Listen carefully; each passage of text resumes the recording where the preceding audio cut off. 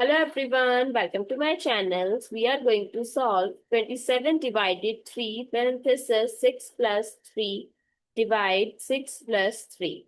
So let's start with today's video solution. So many people solved it wrong because they take a wrong approach.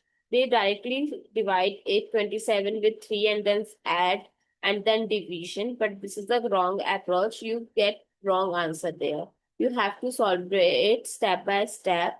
So we are going to follow PEMDAS rule here, which says that first you have to solve the parenthesis. So 27 divided by 3, I'll write it like this, and 6 plus 3 is 9, divided by 6 plus 3 is again 9.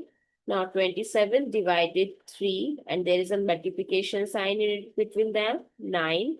Now first we'll do division because there are two sign division and multiplication. So we have to give priority to division. So 27 divided by 3 gives 9 times 9 by 9. So numerator becomes 81 by 9, that is 9. So our final and correct answer is 9 to this problem. I hope it's clear and you find it useful. So don't forget to like, share, comment and subscribe to my channel. And if you have any doubt related to any math question, you can comment down below. Thank you so much for watching this video.